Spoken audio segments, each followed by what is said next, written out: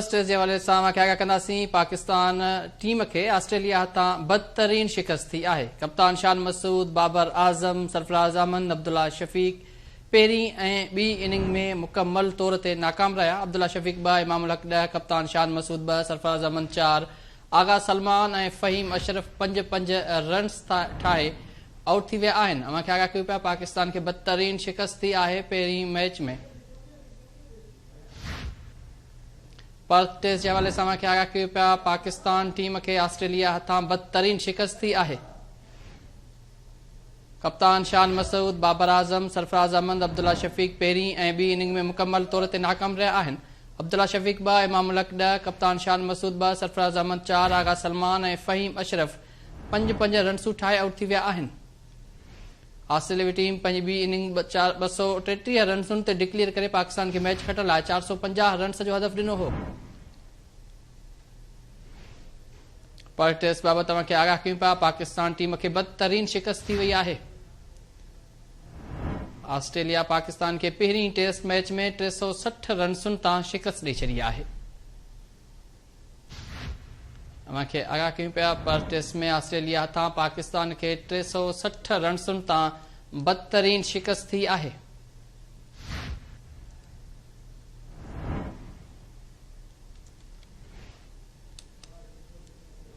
Perth taste के हवाले से आगाह कयूं पिया पाकिस्तान टीम के ऑस्ट्रेलिया हथां बदतरीन शिकस्त थी है। ऑस्ट्रेलिया पाकिस्तान के 360 रन्सुनि तां शिकस्त ॾेई छॾी आहे। अवांखे आगाह कयूं पिया पर्थ टेस्ट के हवाले से पाकिस्तान टीम के ऑस्ट्रेलिया हथां बदतरीन शिकस्त थी है। मुजाहिद सोलंगी असांखे जॉइन किया है। मुजाहिद, बदतरीन शिकस्त थी है पाकिस्तान के 360 रन्सुनि तां।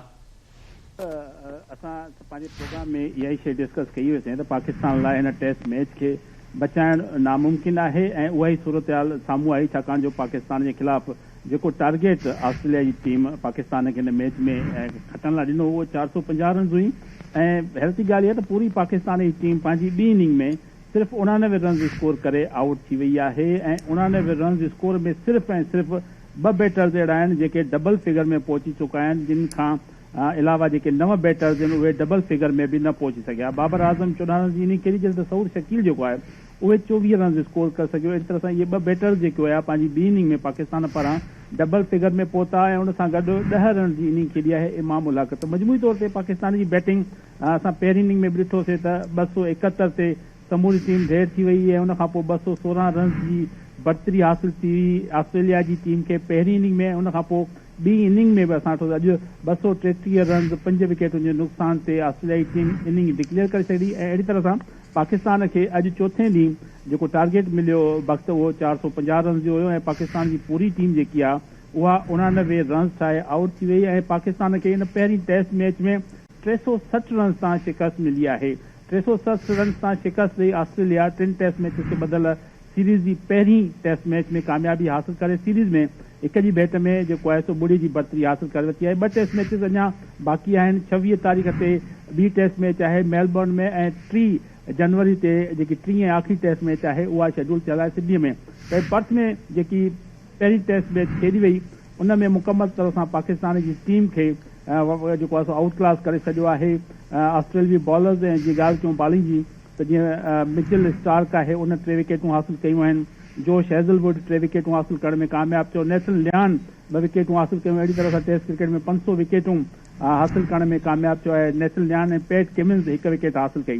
त अहिड़ी तरह सां पाकिस्तान जी जेकी टीम आहे मजमूई तौर ते अगरि असां ॿिन्ही इनिंग्स में पाकिस्तान जी बैटिंग ॾिसूं, पहिरीं इनिंग 271 रन जंहिंमें टॉप स्कोरर 62 रन सां इमामुल हक 42 रन अब्दुल्ला शफीक कयूं, 30 रन शान मसूद कयूं, 28 रन जी इनिंग खेॾियो आगा सलमान ऐं सऊद शकील, जॾहिं त बाबर आज़म जेको अॻूणो कप्तान आहे 21 रन जी इनिंग खेॾियो। ॿी इनिंग में समूरा बैटर्स जेके आहिनि उहे नाकाम आया। अब्दुल्ला शफीक सिर्फ़ु 2 रन ठाहे आउट थियो, इमामुल हक 10 रन स्कोर कयूं, शान मसूद कप्तान मुकमल तरह सां ॿी इनिंग में बि नाकाम रहियो, 2 रन स्कोर कयूं। बाबर आज़म जंहिं पहिरीं इनिंग में 21 रन स्कोर कयूं, ॿी इनिंग में 14 रन ठाहे आउट थियो। सऊद शकील बीठो रहियो विकेट ते पर उहो बि आउट थियो 24 रन ठाहिण खां पोइ। कप्तान अॻूणो कप्तान सरफराज अहमद 4 रन स्कोर कयूं ऐं सलमान अली आगा जंहिं पहिरीं इनिंग में 28 रन इनिंग खेॾी नॉट आउट रहियो उहो बि 5 रन ते आउट थियो। फ़हीम अशरफ 5 रन ते आउट थियो। त मुकमल तरह सां पाकिस्तान जी बैटिंग लाइनअप जेकी आहे उहा नाकाम थी आहे, जंहिंजे करे पाकिस्तान जी टीम खे इन टेस्ट मैच में वक़्त शिकस्त थी आहे। सीरीज़ में 1 मैच जी वाज़े बरतरी हासिल करे चुको आहे हाणे ऑस्ट्रेलिया। जी मुजाहिद इहो ॿुधाइजो त अवां हिन बदतरीन शिकस्त जो ज़िम्मेवार कंहिंखे सम्झो था?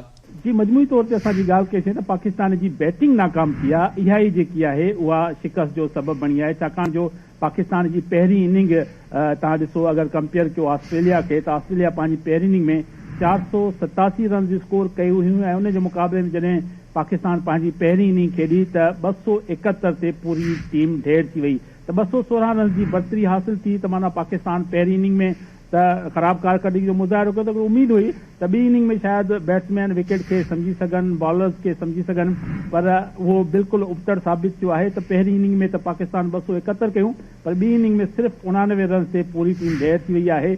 त पाकिस्तान जी शिकस्त जो समूरो जेको रिस्पॉन्सिबल चइजे, ज़िम्मेवारी चइजे, जीअं तव्हां सवाल कयो, त उहा बैटिंग जी नाकामी आहे। छाकाणि जो बॉलिंग में असां ॾिसूं त असांखे आमिर जमाल ऐं खुरम शहज़ाद जी बॉलिंग बहितरीन नज़र आई आहे, पर शाहिन शाह अफरीदी ऐं फ़हीम अशरफ एतिरी सुठी कारकर्दगी जो मुज़ाहिरो न करे सघिया। पर उन बावजूद बि असां पहिरीं इनिंग में ऑस्ट्रेलियाई टीम खे आउट करण में कामयाब थी वियासीं, पर ॿी इनिंग में सिर्फ़ु उन्हनि जा 5 रांदीगर आउट थिया ऐं उन्हनि 233 रन ते इनिंग डिक्लेयर करे छॾी। त पाकिस्तान जे मुक़ाबले में जेकी ऑस्ट्रेलिया जी बैटिंग, बॉलिंग ऐं फील्डिंग आहिनि, उन्हनि टिनी सुठी कारकर्दगी जो मुज़ाहिरो कयो शोबनि में। ऑस्ट्रेलिया ऐं पाकिस्तान टिनी शोबनि में मुकमल तरह सां नाकाम रहियो ऐं ख़ासि में ख़ासि जेकी ज़िम्मेदारी आहे उहा पाकिस्तान जी बैटिंग जी नाकामी सबबु हिन पहिरीं टेस्ट मैच में शिकस्त जो सबबु बणी आहे। जी वॾी महिरबानी मुजाहिद सोलंकी। स्पोर्ट्स सेंटर पर्सन मुजाहिद सोलंकी असांखे आगाह करे रहियो। नाज़रीन पर्थ टेस्ट जे हवाले सां ॿुधायूं पिया पाकिस्तान टीम खे ऑस्ट्रेलिया हथां बदतरीन शिकस्त थी आहे।